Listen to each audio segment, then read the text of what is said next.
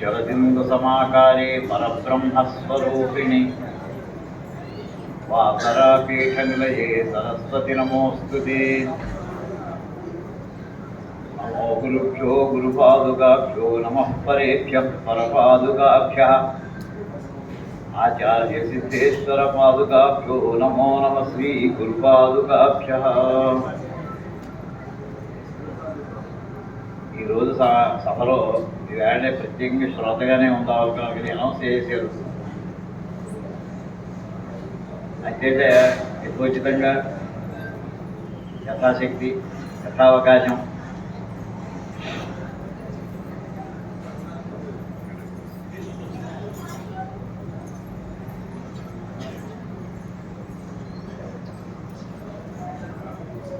ఇక్కడ ఉన్నటువంటి మహానుభావులందరూ కూడా నిజంగా నాకు మీరు సాక్షాత్తు నారాయణ స్వరూపులు చతుర్ముఖ బ్రహ్మలా కనిపించారండి. ఇందాక నుంచి కూడా సామాన్య విషయం కాదు. చతుర్ముఖ బ్రహ్మలే అందరూ కూడా. అందులో ఒక ముఖం మనం చూసామండి. అయితే అందరూ దీన్ని దృఢతరం చేసుకోవాల్సినటువంటి విషయంలో ఏ ప్రయత్నాలు బయట జరుగుతున్నాయి, దేశం మొత్తం మీద ఎంతమంది ఉన్నారు, కొన్ని విశేషాలు ఋగ్వేదానికి సంబంధించినటువంటి నాకు తెలిసినటువంటిది ఆ విషయాల గురించి కొంచెం ప్రస్తావన చేస్తున్నారండి. అది గడబడిగా నాకు ఎంతసేపు సమయం ఇస్తే ఎంతసేపు మాట్లాడుతున్నాను. అలాగే అలాగే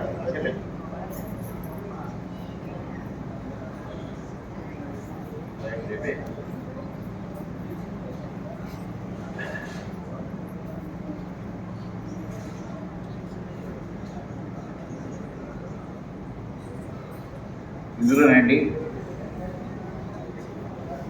అసలు విషయ అవగాహనలోకి వెళ్తే అంటే మౌఖికమైనటువంటి ఉచ్చారణ అనుచ్చారణ ఈ పద్ధతులతో పాటు దాని అర్థాన్ని వైదికమైనటువంటి పద్ధతుల్లో మనకి భాష్యాల్లో లభిస్తుంది అర్థం. కానీ ఈవేళ సమాజంలో ఆ అర్థం చెప్పుకుంటే ఎంతమంది గ్రహించి దాన్ని ఆస్వాదించి జీవితంలో మలుచుకోగలదని ఇది మన మధ్యనే ఉండిపోయేటటువంటి భాష్యాలా కనిపిస్తూ ఉంటాయండి. సాయనాచార్య వారు ఒక చోట రాస్తూ ఋగ్వేద భాష్యం దానికి సంబంధించి ఇంకో చోట రాస్తూ వారు అంటారు, ఆ వేళ వారి కాలం నాటికే 9 రకాల భాష్యాలు ఉన్నాయండి ఋగ్వేదానికి. వారి కాలం నాటికి, వారి కాలం అంటే 1385 సంవత్సరాల ప్రాంతాలకి సుమారుగా. ఆయన భాష్యాన్ని ఏ పద్ధతి ఆధారంగా పెట్టుకుని రాయాలి అనేటటువంటి విషయంలోనండి నాక్షత్ర కల్పం, జ్యోతిష కల్పం, ఇలా మొత్తం రకరకాల కల్పాలు లేదని చెప్పి ఆ వేళ సామాజికమైనటువంటి పరిస్థితులు ఎలా ఉన్నాయి, విదేశీ దండయాత్రలు చాలా తీవ్రంగా ప్రారంభమయ్యాయి. మనం నిన్న రాత్రి చెప్పుకున్నట్టుగా 1131 శాఖలు ఉండేటటువంటి చతుర్వేదాలు కూడా మొత్తం కలిపి చివరికి ఆవేళ కాలానికి లుప్తం అయిపోవడం ప్రారంభమైంది. కొంత జనంలో మన విశ్వాసాన్ని పెంపొందించాలంటే ఏం చేయాలి, కర్తవ్యోన్ముఖులుగా చేయడానికి ఏం కావాలి. అందుకోసం అంటే వారు యాజ్ఞికమైనటువంటి పద్ధతి నేను తీసుకుని దానికోసం ఆ పద్ధతిలోనే భాష్యం రాస్తున్నానంటూ వారు మెన్షన్ చేస్తారు. అసలు దానికి జరిగినటువంటి సంఘటన కథ చెప్తానండి. జరిగిన కథ అది ఎదురువేద భాష్య భూమికలో మొట్టమొదటి శ్లోకంలో కనిపిస్తుందండి. ఈ కథలు మామూలుగా మనం వినమండి, అర్థాలు వింటాం, భాష్యాలు వింటున్నాం, కానీ చరిత్ర కూడా వెనకాల మన మనసు మీద స్ఫుటమైనటువంటి ముద్ర వేస్తూ ఉంటుందండి. విజయనగర సామ్రాజ్యం స్థాపన జరిగింది. హరిహర రాయలు, బుక్కరాయలు, ఈ కథ అందరికీ తెలుసును. విద్యారణ్య స్వామి వారి ఆశీస్సులతోటి ప్రారంభమైంది. 3-4 సంవత్సరాలు జరిగింది. అక్కడక్కడ ఉండేటటువంటి బహమని సుల్తాన్ దగ్గర నుంచి అన్ని చోట్ల బీదర్ నుంచి కోటలన్నింటినీ కూడా ఆయన బతుకొలుతున్నారు. హరిహరాయలు, బుక్కరాయలు ఇద్దరు కూడా ఆయన కొన్ని ఈయన కొన్ని. బుక్కరాయలనే ప్రధానమైనటువంటి అధిపతిగా చేశారు వారిద్దరిలో కూడా. 5-6 సంవత్సరాలు పోయిన తర్వాత జరిగిన సంఘటన అండి. అప్పటి విద్యారణ్య స్వామి వారు శృంగేరి పీఠాన్ని 12వ జగద్గురు అని చెప్తారు. స్వామి ఆయన విరూపాక్ష క్షేత్రంలో అంటే మన హంపీలో విరూపాక్ష దేవాలయ ప్రతిష్ట అక్కడే శంకరమఠం కూడా ఒకటి ప్రారంభించడం జరిగిందండి విద్యారణ్య స్వామివారు. స్వామివారిని మొక్కరాయిలో మాట్లాడేటట్టు మీతో ఏకాంతంగా మాట్లాడాలనుకుంటున్నాను స్వామి.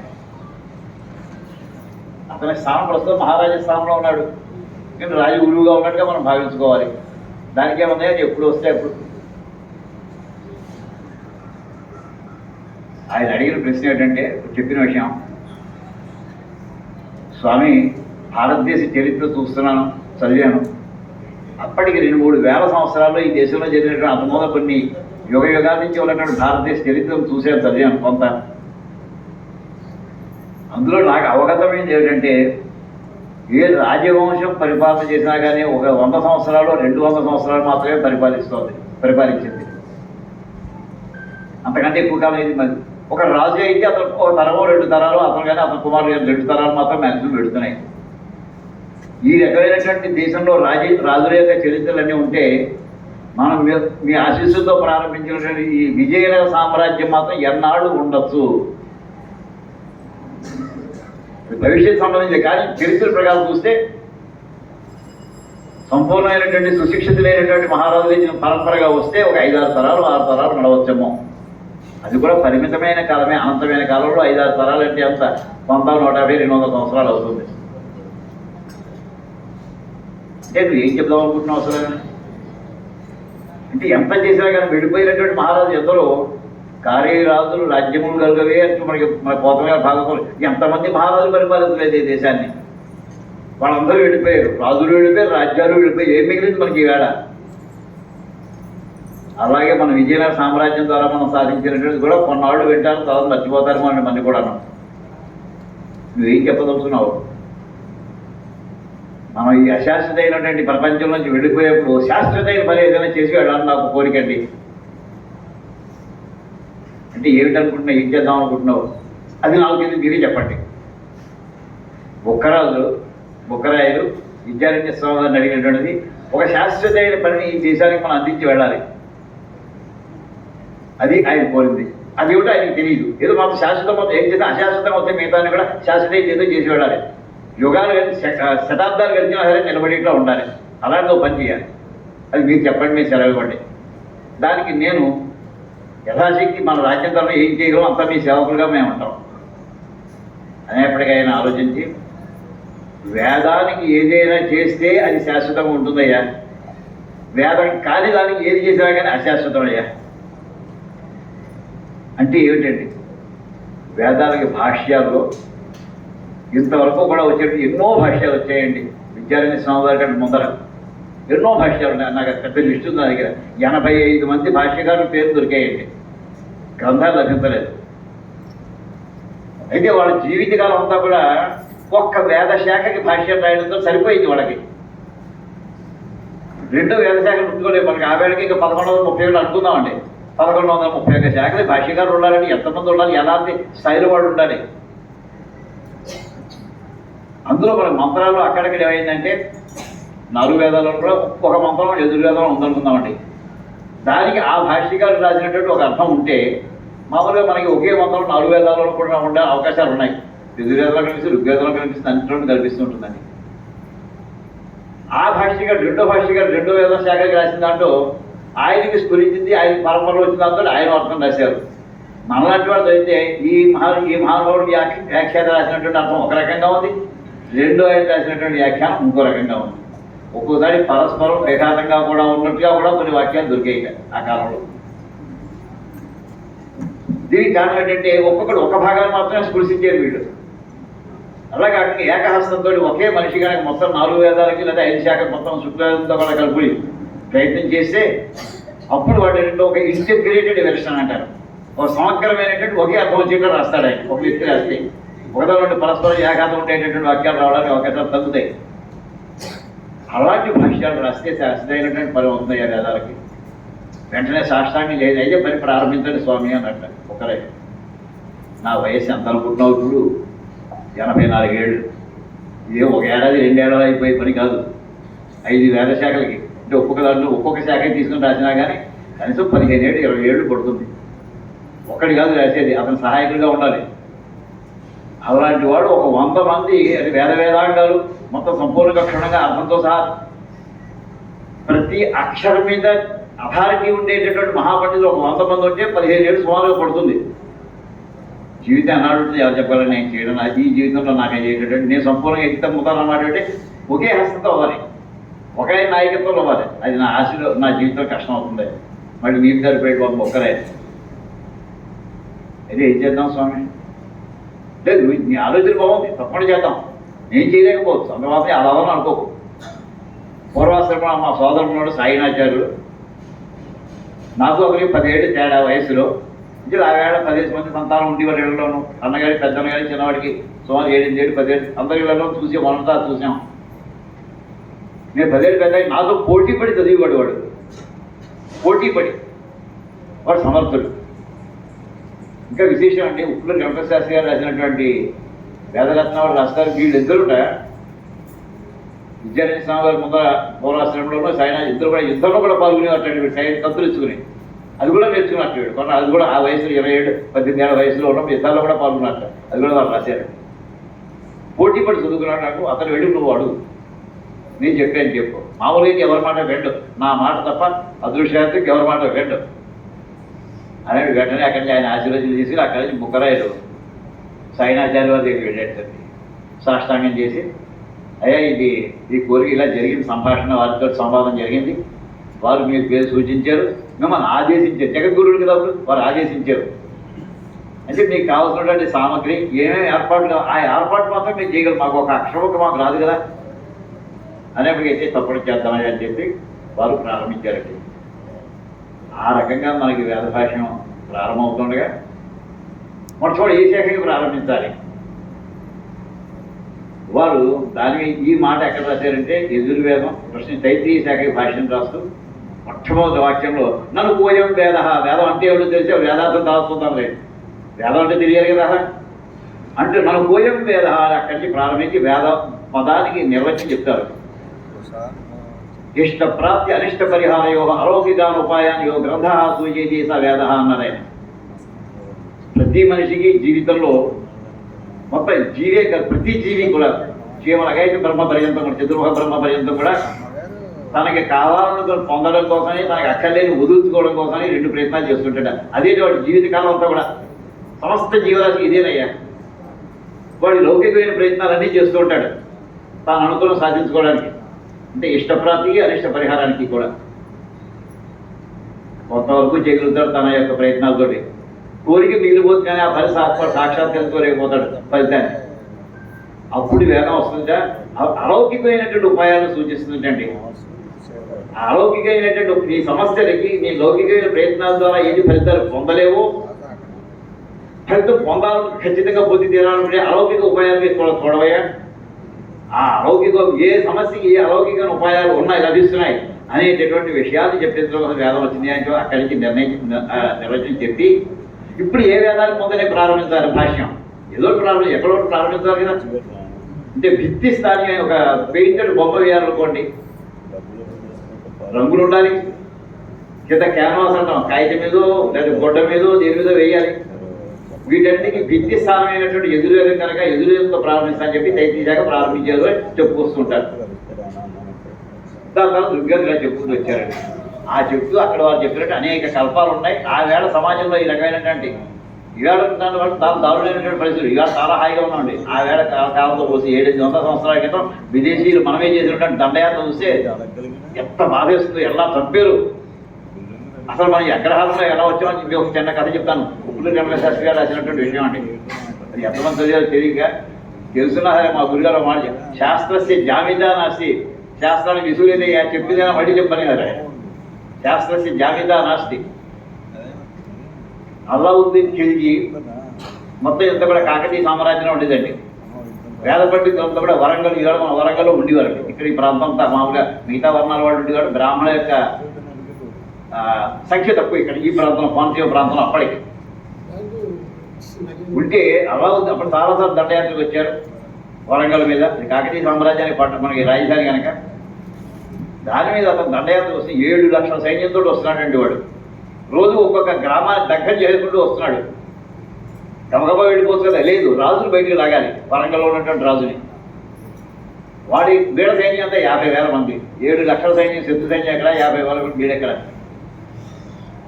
చూశారు, ప్రతిఘటించారు, కోటతలుపులు వేసేసారు. ఇక ఆహార పదార్థాలు కూడా లోపలికి రాకుండా చేసేస్తున్నాడు వాడు. చివరికి సరైన వాడికి వస్తువులకు 10 కిలోమీటర్ల దూరంలో సుమారు ఉండగా ఆ రాజు ప్రతాపరుద్రుడు అన్నట్టు ఇంక తను ఓడిపోతాడని నిశ్చితంగా తన నిర్ణయం అయిపోయింది. ప్రతిఘటన ఇంక సరిపోదు. అతనికి సేనానాయకుడు ఆ వేళకి నెల్లూరులో ఉన్నట్టండి. వెంటనే అతను పిలిచి, ఈవేళ అతి ముఖ్యంగా రక్షించవలసి ఇవ్వకుండా వాడు దండయాత్ర చేస్తాడు, మనం ఓడిపోవడం తగ్గైపోతుంది కనిపిస్తుంది సంఖ్యాబలం చూస్తే. ఈ రూపంగా మనం జాగ్రత్త చేసుకోవాలి. ఏంటంటే మొట్టమొదటి వేదపడ్డలు రక్షించుకోవాలి. ఎలా రక్షించుకోవాలి? ఆ త్వరగాడికి రాలేనటువంటి ప్రదేశం ఎన్నుకోండి, అక్కడ బట్టికి పెట్టేయండి అనేప్పుడు అప్పటికి చూస్తే కోనసీమ ప్రాంతం అంటే 4 పక్కల మనకి జల మధ్యలో ఉంది కనుక, 3 పక్కల గోదావరి, 4 పక్కల సముద్రం ఉంది కనుక గబగబా ఈవేళ మనకి బ్రిడ్జిలు లేవు వాడికి రావడానికి. అందుచేత అప్పటికప్పుడు ఒక వారం రోజుల్లో ఒక 1000 మంది వేద పండితుల్ని, మహాపండితులందరూ కూడా ఓరుగల్ నుంచి తరలించి ఈ కోనసీమలో ప్రవేశపెట్టాడు. మీ ఇష్టం ఎక్కడుంటే అక్కడ ఉంటాడని. అలా వచ్చినటువంటి పండిత గ్రామాలు అయ్యేది మనందరికీ కూడా. ఈవేళ ఇక్కడ కోనసీమ విన్నాడు.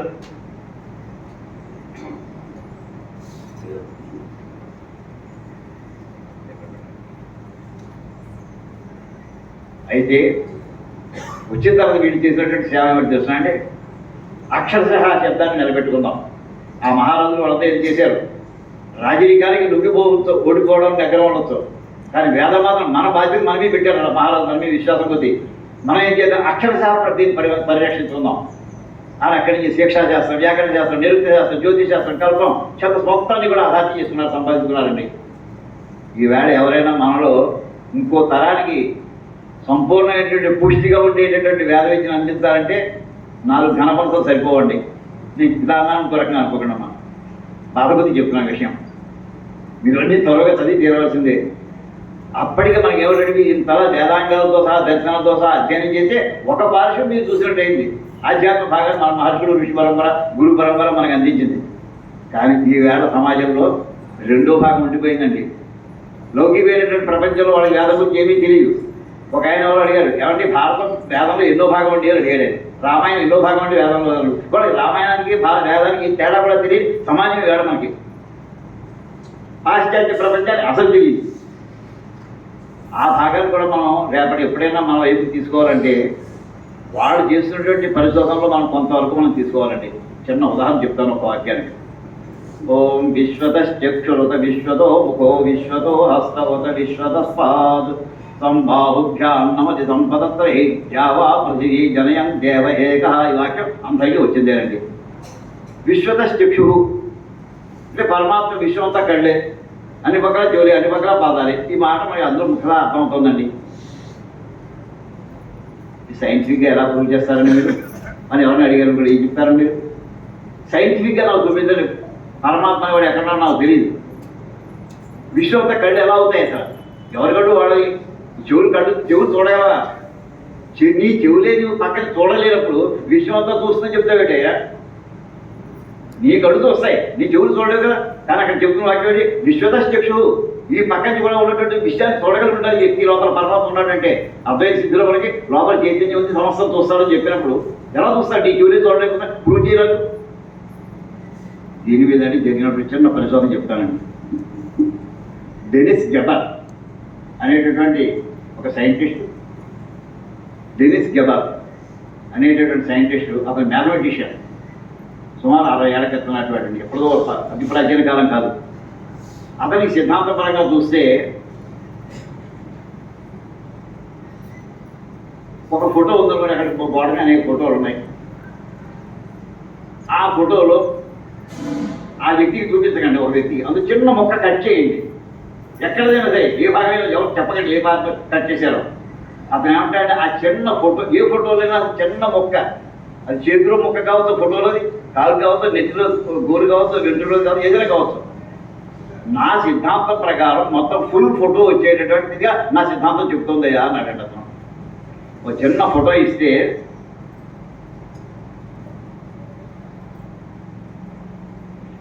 చిన్న ఫోటోలో మొక్క ఇస్తే ఫుల్ ఫోటో వస్తుంది నా సిద్ధాంతం ప్రకారం అని ఒక సెమినార్లో వెళ్ళి ప్రపోజ్ చేశాడు. వెంటనే అయితే చేసి చూపించు నేను చేయడం చేతగలుగుతాడు. నా సిద్ధాంతం మాత్రం నా లెక్కల ప్రకారం థీరీ, నీ థీరీ కాదయ్యా, మా ప్రాక్టికల్గా చేసి చూపించాను. చేయలేకపోయాడు అతను ఆ వేడ 1952-53లో జరిగిందండి. ఇంకో సెమినార్ ఎక్కువ ఎక్కడ సెమినార్ ఏంటంటే ఇదే మాట చెప్తుంటాడు, అందరూ ఇదే ప్రశ్న అడిగారు. నువ్వు చెప్పగా చివరి విసుకొచ్చేది జనానికి, నువ్వు కనిపించగా వస్తే అదే టాపిక్ మాట్లాడేవాడు ఎక్కడికైనా సరే. కానీ 19 ఏళ్ల కంటే చేసి చూపించాడండి. అప్పుడు లేజర్ టెక్నాలజీ ప్రపంచంలో ప్రవేశించింది. లేజర్ టెక్నాలజీ ఆవిడ చేసి చూపించాడు. ఫోటోలో అతను చూడని ఫోటోలో చిన్న మొక్క పట్టుగా అతనికి ఇస్తే ఫుల్ ఫోటో రిప్రొడ్యూస్ చేసి ఇచ్చాడండి అతను. అప్పుడు అతను అడిగాడు, ఏమయ్యా నీ సిరి తర్వాత నమ్ముకున్నావు కదా, 19 ఏళ్ళు కృషి చేసావు, మమ్మల్ని అందరూ మొదలెట్టి కొట్టావు, నువ్వు అది చేసి చూపించావు, చాలా కాదు అతను నోబెల్ ప్రైజ్ ఇస్తారు అది చేసినందుకు. దీని రహస్యం ఏంటి, ఎలా చేయగలిగావు, సిద్ధాంతం ఏంటి వెనక అంటే నేను చిన్న ఫోటోలో చిన్న మొక్క అడుగుతున్నాను. కాదు నాకు అంత అక్కలేదు కదా, ఫోటోలో చిన్న ఒక్క అణువు ఇవ్వండి. ప్రతి మనం ఫోటో తీసుకుంటే మన కెమెరాలోంచి అవతల మనకి ఫిల్మ్ కావచ్చు, కాగితం కావచ్చు, లేదా డిజిటల్ కావచ్చు, ప్రతి అణువులోనూ మొత్తం అంతా ఫోటో పడిపోతూ ఉంటుంది అండి. అణువు అంటే ఎంత రావండి, సెంటీమీటర్లో 10 కోట్ల ఒక సైజు, సెంటీమీటర్లో 10 కోట్ల ఒక సైజు మనకి యాటమ్ అంటారండి. ఎంత చిన్నదో ఊహించుకోండి. అంటే మన కంటితో చూడండి, అంత చిన్న మైక్రోస్కోప్ పెట్టినా కానీ పూర్తిగా కనిపించదు యాటమ్స్. యాటమ్ కనిపిస్తే కనిపిస్తే అందులో ఎలక్ట్రాన్స్ అసలు కనిపించవు. ఆ ప్రతి అణువులో ఫుల్ ఫోటో పడిపోతూ ఉంటుంది. ఒకసారి మనం ఇందులో క్లిక్ చేసామంటే ఎన్ని కోట్లాది ఫోటోలు అందులో పడతాయి, 10 కోట్ల ఫోటోలు పడతాయి అన్నమాట అందులో.